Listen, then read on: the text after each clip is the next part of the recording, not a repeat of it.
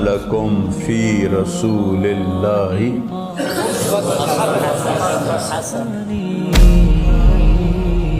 بن قینان بن آنوش من شیس و بن آدم علیہ السلام.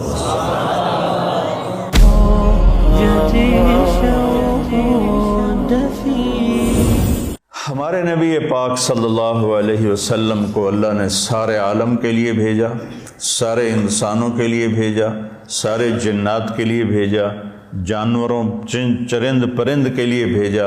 آپ کی چھوٹی سی عمر تھی، پتھر کے پاس سے گزرتے تھے، آواز آتی السلام علیکہ یا رسول اللہ. آپ درخت کے پاس سے گزرتے تھے، آواز آتی السلام علیکہ یا رسول اللہ. عرب کے تاجروں کا قافلہ شام جا رہا تھا تو وہ زرقا میں اترا. زرقا بہت بڑا شہر ہے، وہاں ایک راہب رہتا تھا بحیرہ. اس کی نظر پڑی آپ پر. حضرت ابو طالب ان کو ساتھ لے کر گئے تھے تو کہنے لگا تمہارے قافلے کا سردار کون ہے؟ انہوں نے کہا یہ ابو طالب. کہا تمہاری کل دعوت ہے. کہا تم نے پہلے تو آج تک نہیں کی، ہم یہاں سے گزرتے ہیں، کا ایک کام ہے. اگلے دن اس نے درخت کے نیچے سب بیٹھ گئے، کھانے کا انتظام.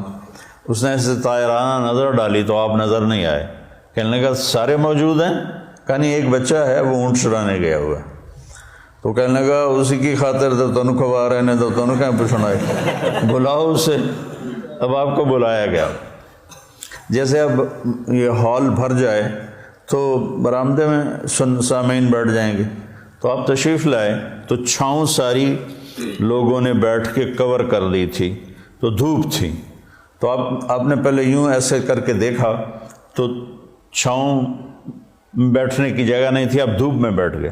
جو ہی آپ دھوپ میں بیٹھے چند شاخوں نے تیزی سے اوپر آ کر آپ پہ سایہ کر لیا. تو بحیرہ یہ دیکھ رہا تھا. تو وہ کہنے لگا اس بچے کا باپ کون ہے؟ ابو طالب فرمانے لگے میں ہوں. کہا جھوٹ بولتے ہو، اس کا باپ مر چکا ہے. کہنے لگے ہاں وہ میرا بھائی تھا لیکن یہ مجھے اپنے بچوں سے زیادہ محبوب ہے. تو اس نے سے آپ کی آنکھوں کو دیکھا، اس میں سرخ ڈورے تھے. کہ یہ سرخ لکیریں اس کے آنکھوں میں مستقل ہیں یا سفر کی وجہ سے؟ کہا نہیں مستقل ہیں. پھر اس نے آپ کی کمر کو کرتا اٹھا کے دیکھا تو مہر نبوت. کہا یہ اس دنیا کا آخری نبی ہے، اس کو یہیں سے لے کر واپس چلے جاؤ ورنہ یہود دیکھیں گے تو قتل کر دیں گے. تو اس چھوٹی عمر میں آپ پیدا ہوئے تو حضرت عبد الرحمن بن عوف کی والدہ تھیں، شفا ان کا نام تھا. انہوں نے آپ کو لیا گود میں. آپ پیدا ہوئے تو بچہ پیدا ہوتا ہے تو اس کی ناف اور آنت، ماں کی آنت سے ناف جڑی ہوتی ہے، ختنہ نہیں ہوتا، اور اس کے پیدا ہونے سے پہلے گندا پانی نکلتا ہے، پھر گندگی نکلتی ہے، اس میں بچہ پیدا ہوتا ہے. جب آپ تشریف لا رہے تھے تو آپ کے ساتھ ایک قطرہ ماں کے پیٹ کی گندگی کا نہیں نکلا. جب آپ جو باہر آ رہے تھے کمرے میں خوشبو پھیل رہی تھی. وہ بچے کے پیدا ہونے کے ساتھ وہ گندگی ہوتی ہے، بدبو ہوتی ہے، خوشبو پھیل رہی تھی. جب اس کی نظر پڑی آپ کی ناف پر تو وہ کٹی ہوئی تھی، آنت سے جدا تھی، باہر کینچی سے نہیں کاٹنی پڑی. اس کی نظر پڑی آگے تو آپ کا ختنہ ہوا تھا ماں کے پیٹ سے، ختنہ کروا کے نہیں آئے. اور جو ہی آپ نے انہوں نے ان کو اٹھایا اور حضرت آمنہ کے پہلو میں لٹایا. اس بچے کی عمر 15 منٹ ہے، 20 منٹ ہے. تو آپ نے ایسے کروٹ بدلی اور سجدے میں سر رکھا اور ہاتھ اور گھٹنے ٹیک دیے. اوندھے منہ نہیں ہوئے کہ اوندھے منہ نہیں، پورا سجدہ کیا. تو ماں بھی تھر تھر کانپنے لگی اور دائی بھی ایک ہی بنی. تو آپ نے لمبا سجدہ کر کے ایسے دونوں ہاتھوں پر اپنی چھاتی کو اٹھایا، آسمان کو دیکھا، سیدھے ہاتھ کو اوپر کیا اور شہادت کی انگلی کو ایسے کیا تو پوری چار طرف نور ہی نور پھیل گیا. آپ گرے اور پھر بچہ یہ پیغام لے کر آئے کہ میں کچھ زندگی لے کر آیا ہوں جس میں نماز بہت بڑی چیز ہے، سجدہ بہت بڑی چیز ہے. بڑے درد کی بات ہے کہ امت کا 80-90% نماز چھوڑ چکا ہے. اور کچھ ایسے نادان ہیں جو کہتے جی نماز دل دی ہوندی ہے، اگر روٹی بھی دل دی کھا لیا کرو، نماز تو جی دل دی ہوندی ہے، کہ ہماری طرف ہیں بہت جاہل ایسے لوگ۔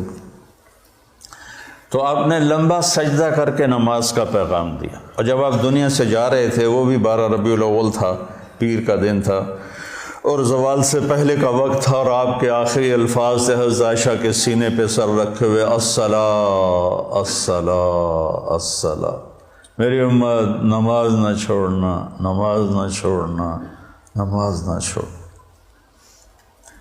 جعلت قرۃ عینی فی الصلاۃ، میری آنکھوں کی ٹھنڈک نماز ہے۔ قرۃ عینی جو محاورہ ہے یہ عرب کا ہے، اردو کا نہیں ہے، عرب سے لیا گیا ہے۔ عرب جب سفر کرتے تھے صحرا میں تو آندھی ریت اڑتی تھی تو وہ آنکھوں میں پڑتی تھی، تو آنکھوں میں مرچیں لگ جاتی تھیں۔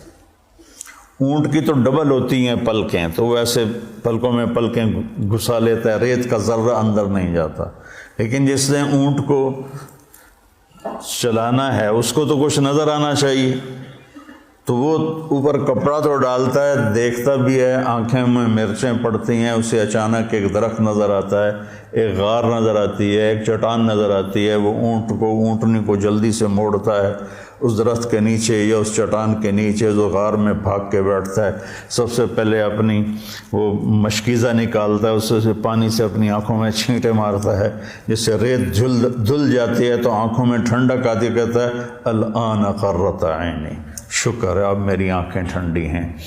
یہ ہم اردو میں اس کی طاقت نہیں سمجھ سکتے، چونکہ ہماری تو ریت آنکھوں میں کبھی پڑی کوئی نہیں۔ ادھر بچپن میں ہم کھیل رہے تھے تو مجھے نا چینی کی ضرورت پڑی، پتہ نہیں کھیلتے کھیلتے کوئی شربت بنا رہے تھے، تو وہ منڈیر کے اوپر سارے کچن میں نا ڈبے رکھے ہوئے تھے، نمک، مرچ، چینی، مسالہ، تو میرا قد اتنا چھوٹا تھا کہ میرا ہاتھ اوپر نہیں پڑتا تھا، تو میں نے ایسے یہ پنجوں کے بل کھڑے ہو کر ایک ڈبے کو ہاتھ ڈالا تو وہ الٹا ہو کے جو میرے منہ پہ گرا وہ مرچیں تھیں، تو میری آنکھیں جو مرچوں سے بھری، ساری رات میری روتے روتے گزری، اور میری ماں میری آنکھوں میں پانی ڈال ڈال ڈال ڈال تھک گئی، اور میں ساری رات تڑپ تڑپ کے گزار دی، میری نیند وہ آنکھوں میں ہی کٹ گئی۔ اس کو کہتے ہیں آنکھیں ٹھنڈی۔ تو اللہ کے نبی نے کہا جعلت قرۃ عینی فی الصلاۃ ارحنا بہا یا بلال۔ تو ہم سب جو لوگ ہیں نا، جن کو ہمیں لوگ دیندار کہتے ہیں، علماء کہتے ہیں، یا ویسے تبلیغی کہتے ہیں، تصوف والے، خانقاہ والے کہتے ہیں، یہ رواج کی نماز پڑھتے ہیں، اور یہ بھی فریضہ ہے۔ اس کا مطلب یہ نہیں کہ اس کا ہمارے دل میں اس کی کمی آئے، یہی مطلوب ہے، لیکن آنکھوں کی ٹھنڈک بن جائے نماز، اس کے لیے مزید کوشش کرنی پڑتی ہے۔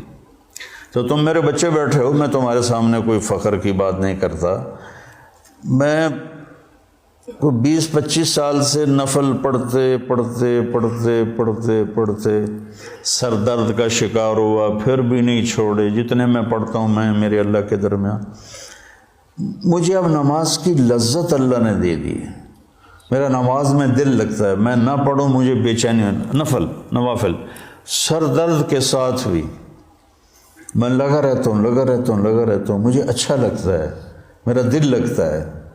جعلت قرۃ عینی فی الصلاۃ، نماز لے کر آئے، نماز دے کر گئے، آتے ہی سجدہ کیا، جاتے ہوئے اعلان کیا نماز نہ چھوڑنا، نماز نہ چھوڑنا، اور نماز ہی چھوٹ گئی۔ نماز پانی ہے یار،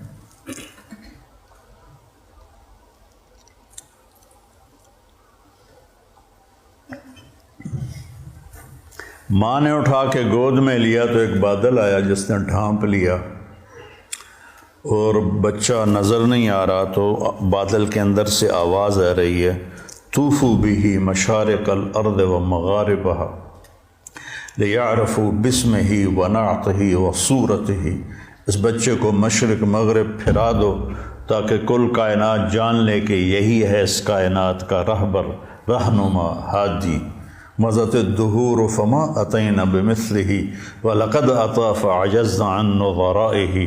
یہ متنبی نے نا سیف الدولہ کو بیوقوف بنایا تھا.